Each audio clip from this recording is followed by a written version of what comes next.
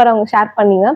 Okay, நீங்க வந்து உங்களை மாதிரியே நிறைய பேர் ஸ்பீச் எக்ஸ்பீரியன்ஸ்ல ஷேர் பண்ணி லைக் யங்ஸ்டர்ஸ் இருப்பாங்கல்ல, சோ எங்களுக்கு இதே மாதிரி பேசணும், நிறைய பேரை பார்த்து இன்ஸ்பயர் ஆகியிருப்பாங்கல்ல, சோ அவங்களுக்கு உங்களோட சஜஷன் என்ன? லைக் நீங்க இந்த மாதிரி ஹார்ட் ஒர்க் பண்ணி வந்திருப்பீங்க, சோ அவங்களுக்கு கொடுக்குற சஜஷன் என்னது? நீங்க இப்போ வந்துட்டு சஜஷன் அப்படின்றத தாண்டி அவங்களுக்கு எதுல இன்ட்ரெஸ்ட் இருக்கோ அதை நோக்கி அவங்க போனாங்க அப்படின்னா, லைக் எந்த இதுல ப்ராப்ளம் வந்தாலும் அவங்களால ஈஸியா சால்வ் பண்ணிக்க முடியும். இப்போ ஸ்பீச் அப்படின்னு எடுத்துக்கிட்டோம்னா, பப்ளிக் ஸ்பீக்கிங் அப்படின்றது first of all stage fear அப்படின்றது இருக்கவே கூடாது. இப்போ நானே என்னவே எடுத்துக்கிட்டீங்கன்னா, நான் ஒரு இடத்துல போய் பெர்ஃபார்ம் பண்ண போறேன் அப்படின்னா அது எப்படி இருக்கணும்னா அவ்வளவுதான், இதுக்கப்புறம் நமக்கு இந்த வாய்ப்பே கிடைக்காது, நம்ம கண்டிப்பா இது நல்லா பெர்ஃபார்ம் பண்ணியே ஆகணும் அப்படின்றத அந்த பெர்ஃபார்ம் பண்ண போற டைம் பீரியட் வரைக்கும் தான் இருக்கணும். நான் பெர்ஃபார்ம் பண்ணி முடிச்சிட்டேன், இஃப் இன்கேஸ் நான் சொதப்பிட்டேன் அப்படின்னா it's okay, tomorrow I learn better, I give my better performance tomorrow அப்படின்ற ஒரு மைண்ட் செட் இருந்துச்சுன்னா என்ன ஆயிரப்போகுது, ஒரு 4 பேர் சிரிப்பாங்களா, இட்ஸ் ஓகே, நோ ப்ராப்ளம், சிரிச்சுட்டு போட்டோம், நம்ம இன்னும் கத்துக்கலாம், நம்ம இன்னும் நல்லா அடுத்த டைம் அப்படின்ற ஒரு தாட். அண்ட் நம்ம என்ன நினைக்கிறோமோ நம்மளுடைய கருத்துக்களை கரெக்டா மத்தவங்களுக்கு சொல்லிட்டா அது பிரச்சனையே கிடையாது. அதுக்கு வந்துட்டு அப்சர்வேஷன் ஸ்கில் அப்படின்றது ரொம்ப முக்கியம், லிசனிங் அப்படின்றது ரொம்ப முக்கியம். சோ அவங்களோட மொபைல் போன்ல மட்டும் இல்லாம லைக் சுத்தி எல்லாத்துலயும் ஃபோக்கஸ் பண்ணாங்கன்னா அவங்களுக்கு நல்லது அப்படின்னு நினைக்கிறேன். ஓகே, உங்களோட அச்சீவ்மெண்ட்ஸ் என்ன இந்த ஸ்பீச் இதுல? கண்டிப்பா நீங்க சின்ன வயசுல இருந்தே கத்துட்டு இருக்கீங்கன்னு சொல்றீங்க, நிறைய ஸ்டேஜ்ல பண்ணிருக்கீங்கன்னு சொல்றேன். சோ இதுல உங்களோட இம்பார்ட்டன்டான அச்சீவ்மெண்ட்ஸ் என்னது? இம்பார்ட்டன்டான அச்சீவ்மெண்ட்ஸ் அப்படின்னா, நான் ராஜ் டிவி அகட விகடம்ல போலி விளம்பரங்களை நம்பியதால் சேமிப்பை இழந்தோமா அப்படின்ற ஒரு டாபிக்ல வந்துட்டு பேசியிருப்பேன். அதுக்கப்புறமா பாரதியார் மன்றங்கள்ல நிறைய பேசி நிறைய பரிசுகள் வாங்கியிருக்கேன். அப்புறம் கோயம்புத்தூர் புத்தக திருவிழா, அதுல அந்த மாதிரி நிறைய புத்தக திருவிழாக்கள், நிறைய மாநாடுகள், அதுல எல்லாம் பேசி இது பண்ணது வந்துட்டு எனக்கு ரொம்ப சந்தோஷமான ஒரு விஷயம். தேங்க்யூ போனிகா, நீங்க அழகா உங்களுடைய ஸ்பீச் எக்ஸ்பீரியன்ஸ் ஷேர் பண்ணிருக்கீங்க. ஸோ ஓகே, நீங்க வந்து இவ்வளவு டேலண்ட்ஸ் வச்சிருக்கீங்க, லைக் ஜேசிடி காலேஜ் ஸ்டூடெண்டா இருக்கீங்க. ஸோ ஓகே, இந்த காலேஜ்ல உங்க டேலண்ட்ஸ்க்கு எப்படி சப்போர்ட் பண்றாங்க? இப்போ நான் வந்துட்டு என்னோட ஸ்டடீஸ்ல மட்டுமே ஃபோக்கஸ் பண்ணாம என்னோட எக்ஸ்ட்ரா கரிக்குலர் ஆக்டிவிட்டீஸ்லயும் நான் இப்போ வரைக்கும் நான் அதுல நல்லா பெர்ஃபார்ம் பண்ணிட்டு இருக்கேன் அப்படின்னா அதுக்கு மேஜர் பார்ட் வந்துட்டு JCT college of engineering and technology. ஏன்னா நான் இப்ப எனக்கு எக்ஸாம் இருக்கு இல்ல ஏதாவது படிக்கணும் அப்படின்னா கூட என்ன ப்ரோக்ராமா இருந்தாலும் ஒவ்வொரு ஃபேக்கல்டி மெம்பர்ஸும் they will give me opportunity. நீ இதுக்கு எம்ஓசி பண்ணு, இதுக்கு ஸ்பீச் பண்ணு, இந்த பட்டிமன்றம்க்கு போயிட்டு வா, அது பண்ணு, இது பண்ணுன்ற மாதிரி நிறைய பேர் will give me more opportunities. So அதனால வந்துட்டு நான் அண்ட் இந்த காலேஜ்ல மட்டும் இல்ல, வேற ஏதாவது இன்டர் காலேஜ் காம்படிஷன்ஸ் வெளியே எங்கேனாலும் எந்த சாரா இருந்தாலும் மேமா இருந்தாலும் they just call me and tell me, சரி ஓகே நீ சும்மா போயிட்டு வா, பிரைஸ் வாங்குறது முக்கியம் இல்ல, நீ போய் ஜஸ்ட் பெர்ஃபார்ம் பண்ணிட்டு வா அப்படின்னு சொல்லிட்டு ஒவ்வொரு இதுக்கும் அவங்க வந்து சொல்லுவாங்க.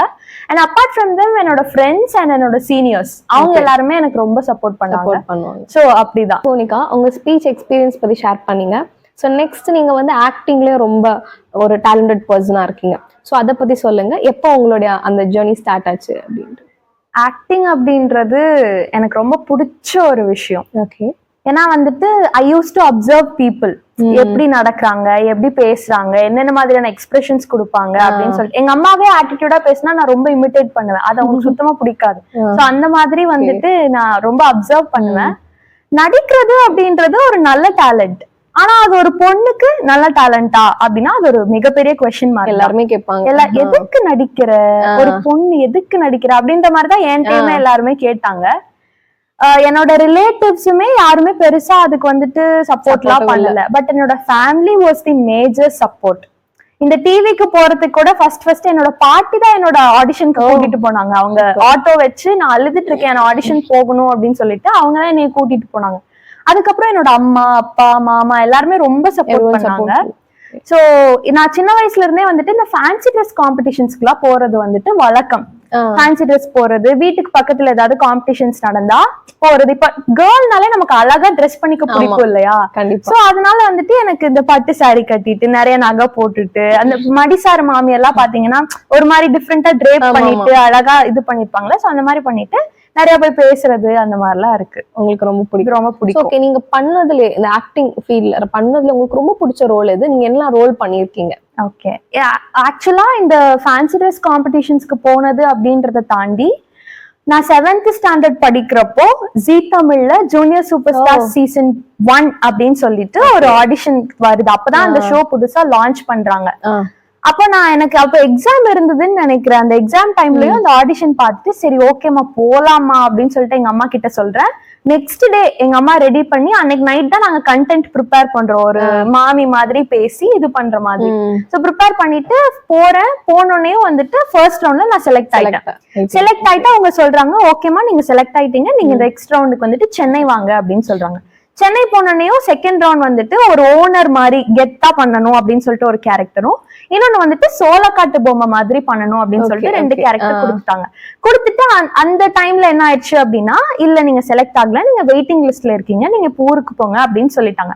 எனக்கா ஒரே ஏக்கம், என்னடா இது ஃபர்ஸ்ட் ரவுண்ட்ல செலக்ட் ஆனோம், செகண்ட் ரவுண்ட்ல செலக்ட் ஆக முடியல அப்படின்னு சொல்லிட்டு அது எனக்கு ரொம்ப பிடிச்சதாலயோ என்னமோ நான் அங்கேயே ரொம்ப உடைஞ்சிட்டேன். எனக்கு என்னடா இது அப்படின்ற மாதிரி ஆயிடுச்சு. சரி ஓகே அப்படின்னு சொல்லிட்டு ஒரு கொஞ்ச நாள் போனதுக்கு அப்புறமா ஒரு 6 months போனதுக்கு அப்புறமா ஜீ தமிழ்ல இருந்து எனக்கு ஒரு கால் வந்தது.